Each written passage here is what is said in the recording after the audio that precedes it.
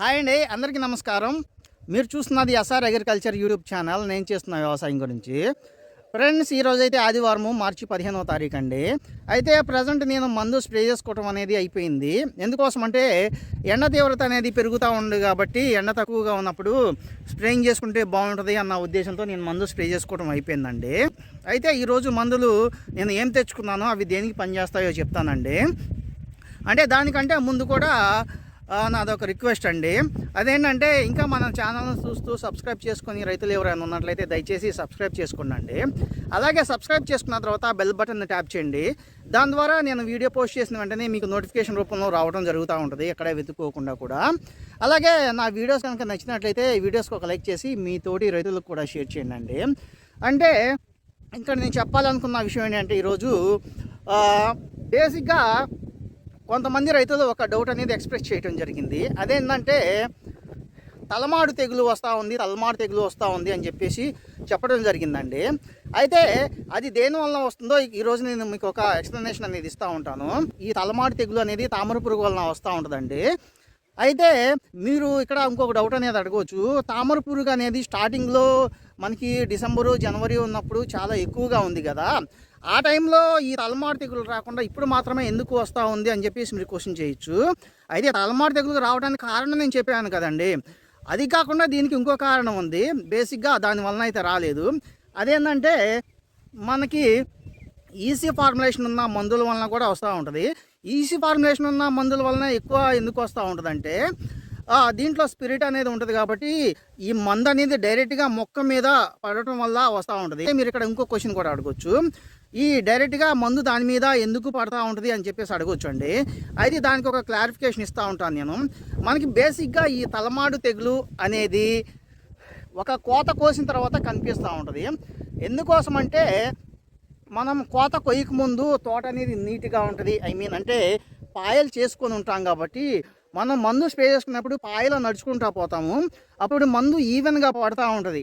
కానీ ఒక కోత కోసిన తర్వాత ఏమవుతుందంటే చేసిన పాయలు అనేవి మూసుకోవడం జరుగుతూ ఉంటుంది. అంటే అన్ని చోట్లని కాదు, వీలైనంత దగ్గరలో మూసుకోవడం జరుగుతూ ఉంటుంది. మనం స్ప్రే చేసుకునేటప్పుడు ఈ కొమ్మలు అనేవి ఇంజిన్కి పట్టుకున్నందువల్ల ఈ మందు డైరెక్ట్గా ఫోర్స్తో ముఖం మీద పడుతూ ఉంటుంది. దానివల్ల పైన ఉన్న ఆకులు మొత్తం మాడిపోవడం జరుగుతూ ఉంటుందండి. మనం దీన్నే తలమాడు తెగులుగా అని చెప్పేసి అనుకుంటా ఉన్నాము. సో అదైతే రీజన్ కాదండి. ఈ మందు డైరెక్ట్గా పడినందువల్ల నా తోటలో కూడా అక్కడొకటి ఉండడం జరిగింది. మీకు ప్రూఫ్ కావాలంటే చూపిస్తాను. అది చూపించిన తర్వాత నా తోట ఎలా ఉందో చూపిస్తాను. అయితే అది చూపించిన తర్వాత ఆ మొక్క చూపించిన తర్వాత తలమాడు తెగులు ఉన్న మొక్క చూపించిన తర్వాత నా తోటలో గ్రోత్ ఎలా ఉంది, పూత ఉందా, పిందె ఉందా, మొగ్గలు ఉన్నాయా లేవా అనేది క్లియర్గా చూపిస్తాను. అయితే నేను మందు అనేది వారానికి ఒకసారి స్ప్రేయింగ్ చేస్తూ ఉన్నా కాబట్టి ప్లస్ గ్రోత్ కూడా ఉంది కాబట్టి ఈ తామర పురుగు అనేది అటాక్ చేయడం జరిగింది. మనం ఒక కాప అనేది సెట్ అయ్యేంత వరకు గ్రోత్ ప్రమోటర్స్ అనేవి 20 రోజులకు ఒకసారి స్ప్రేయింగ్ చేసుకుంటూ ఉంటాం కాబట్టి అదొక మంచి పద్ధతే. కానీ ఒక కోత కోసిన తర్వాత ఈ గ్రోత్ ప్రమోటర్స్ అనేవి చాలా ఫ్రీక్వెంట్గా స్ప్రే చేసుకుంటే మంచిదండి. ఎందుకోసం అంటే ఆల్రెడీ మనకి కావాల్సిన కాప అనేది సెట్టింగ్ అయిపోయి ఉంటుంది.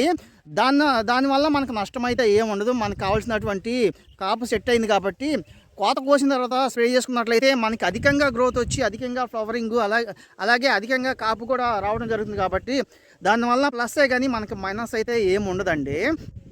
సో నేను కూడా గత 2-3 స్ప్రేల నుంచి ఫ్రీక్వెంట్గా గ్రోత్ ప్రమోటర్స్ అనేవి స్ప్రేయింగ్ చేసుకుంటూ ఉన్నాను. కావాలంటే మీకు డౌట్ ఉంటే నా వీడియోస్లో చూడొచ్చు మీరు. అండ్ ఇక్కడ పాయింట్కి వస్తాను. నేను చెప్పాను కదండి ఈ తలమాడు తెగులు ఎలా ఉంది, నా తోటలో మొక్కలు ఉన్నాయా లేవా అని చెప్పేసి. దానికి గల కారణం ఏంటో కూడా నేను చెప్పడం జరిగింది కదండి. సో చూపిస్తాను, ఇప్పుడు మీరు చూడొచ్చు. ఒక్క నిమిషం అండి. ఇదిగోండి, చాలామంది రైతులు ఇదే కదా అనుకుంటుంది. ఇది మాత్రమే కాదు, మొక్క కూడా మాడిపోవడం జరిగింది. అంటే నాకు ప్రజెంట్ ఇది దగ్గరలో ఉంది కాబట్టి దగ్గరలో మీకు చూపిస్తూ ఉన్నాను నేను. కొన్ని అయితే ఏమైంది అంటే మొక్కలు పైన మొత్తం కొమ్మంతా ఎండిపోయి ఉంది. వీలైతే నేను ఆ ఎకరం తోట దగ్గరికి ప్రజెంట్ అరెకరం తోటలో ఉన్నాను నేను. ఎకరం తోట దగ్గరికి వెళ్ళినప్పుడు మీకు వీలైతే కనపడితే మీకు చూపిస్తాను అక్కడ ఒక క్లారిఫికేషన్ అనేది. సో ప్రజెంట్ అయితే చూపించాను కదండి. నా తోట చూడండి ఒకసారి ఎలాగుందో. ఇదిగోండి, ఇలాగుంది మిత్రులారా ప్రజెంట్ నా తోట. గ్రోతింగ్ చూడవచ్చు మీరు. గ్రోతింగ్ పిందెలు ఇదిగోండి.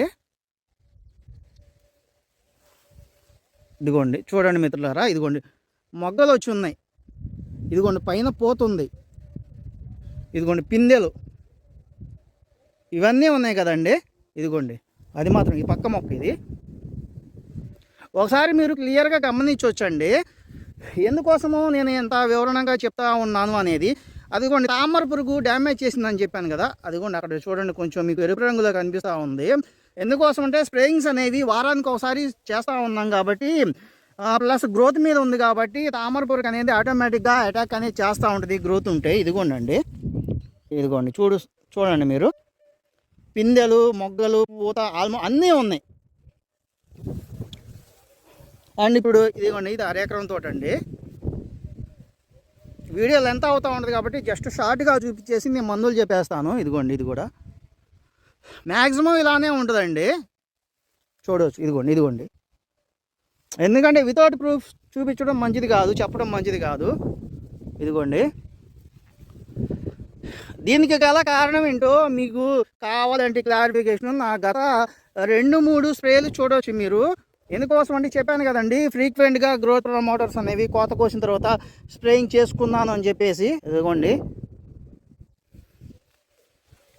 మిత్రులారా, తలమాడు తెగులు అన్నాను కదండి. ఇదిగోండి నేను అంతకు ముందు స్ప్రేలోనూ ఎప్పుడో రోగారు అనేది స్ప్రేయింగ్ చేసుకున్నాను. మీరు చూడవచ్చు రోగారు, అలాగే అక్టారా లిక్విడ్ అనేది. ఇదిగోండి చూడవచ్చు మీరు, ఇదే కదండి మీరు అనుకునే తలమాడు తెగులు అనేది.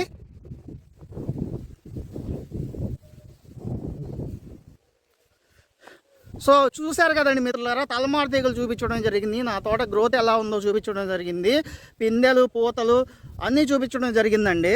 సో అదొక క్లారిఫికేషను. అయితే నేను మందుల దగ్గరికి వెళ్ళిన తర్వాత నేను ఈరోజు తెచ్చుకున్న మందులు ఏంటో మీకు చూపిస్తాను. అలాగే ఈరోజు నేను గ్రోత్ ప్రమోటర్ కూడా తెచ్చుకోవడం జరిగింది. అండ్ ఇంకో విషయం, నేను బుధవారం లేదంటే గురువారం చేసే స్ప్రే మీరు చూసినా చూడకున్నా మాత్రం, నేను బుధవారం లేదంటే గురువారం పెట్టే వీడియో మీరు చూసినా చూడకున్నా మాత్రం ఖచ్చితంగా నెక్స్ట్ వచ్చే ఆదివారం వీడియో మాత్రం కంపల్సరీ చూడండి.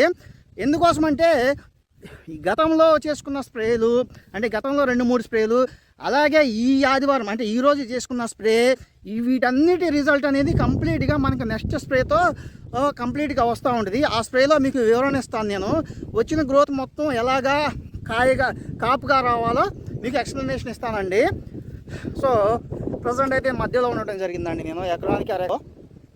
ఇదిగోండి ఇది 1/2 ఎకరం, ఇదిగోండి ఇది ఎకరం అండి. సో ఎకరం తోట కూడా ఇలా ఉండటం జరిగింది, నీట్గానే చూస్తున్నారు కదా, గ్రీనిష్గా ఉంది.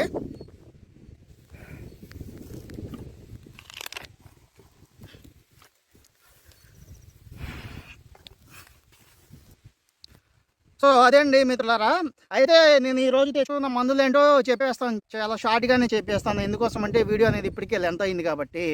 అయితే ఆల్రెడీ తోటకి నీళ్లు పెట్టి ఉన్నాను, గ్రోతింగ్ ఉంది కాబట్టి నల్లతామర పురుగు అనేది ఆటోమేటిక్ అటాక్ చేస్తూనే ఉంటుంది. అయితే ఒకసారి చూద్దాం ఉందా లేదా అనేది. ఇదిగోండి అయితే ఒకసారి చూద్దాం నల్లతామర పురుగు ఉందా లేదా అనేది. ఇదిగోండి దీంట్లో ఉంది, చూడవచ్చు మీరు. ఇదిగోండి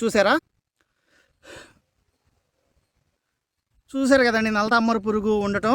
సో మనం గ్రోత్ మీద ఉన్నప్పుడు ఈ నల్లతామర పురుగుని కంపల్సరీ కంట్రోల్ చేసుకోవాలి. అందుకోసమే నేను ఈరోజు ఈ నల్లతామర పురుగు నివారణ కోసం తెచ్చుకున్న మందు వచ్చేప్పటికి ఫజిల్కా అంటే ఏం లేదండి, మనం పోలీస్ అంటాం కదా, దాంట్లో ఉన్న టెక్నికల్స్ ఇవి.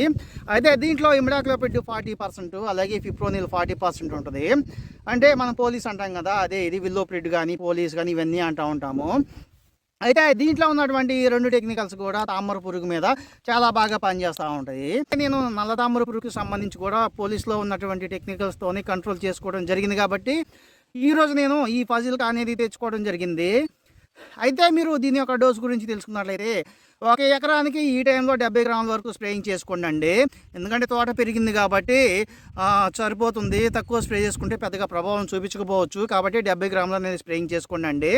సో బేసిక్గా ఓన్లీ ఈ నల్ల తామర పురుగుకి సంబంధించి తెచ్చుకున్న మందు ఇదేనండి. ఈరోజు అంటే వారమైంది కాబట్టి ఒక మందు స్ప్రే చేద్దాం మంచిది, అంటే గ్రోత్ మీద ఉంది కాబట్టి వచ్చిన గ్రోత్ మీద మొగ్గలు వచ్చినాయి, మొగ్గలు పువ్వు తర్వాత పిందె తర్వాత కాయగా మారాలి. కాబట్టి మనం ఈ నల్ల తామర పురుగుని కంట్రోల్ చేసుకున్నట్లయితే ఆ ఆకు అనేది నీట్గా జరుగుతూ ఉంటుంది, ఆకు అనేది నీట్గా రావడం జరుగుతూ ఉంటుంది.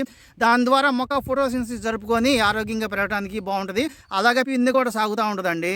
సో ఆ ఉద్దేశంతో ఈరోజు నేను ఈ ఫజిల్కా అనేది తెచ్చుకోవడం జరిగింది.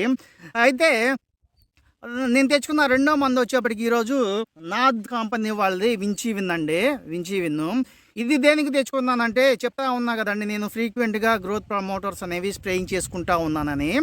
అయితే ఈ విన్ వలన కలిగే ప్రయోజనం ఏంటంటే దీంట్లో అమైనో యాసిడ్స్, అలాగే humic acid, fulvic acid, zinc, boron, ఎన్పీకేలు ఇవన్నీ కూడా దీంట్లో కలిసి ఉంటాయి. కాబట్టి మీరు ఒక ఎకరానికి 700 రూపాయలు ఖర్చు అయినా పర్లేదు. నాకు ఈ నెల లేదంటే ఏప్రిల్ నెలలో కూడా నేను ఒక తోటని నీట్గా మెయింటైన్ చేసుకొని కాపించుకోవాలనుకున్న వాళ్ళు మాత్రం ఇది స్ప్రే చేసుకోండి. లేదు నాకు అవసరం లేదనుకుంటే స్ప్రేయింగ్ అనేది చేసుకోవద్దు.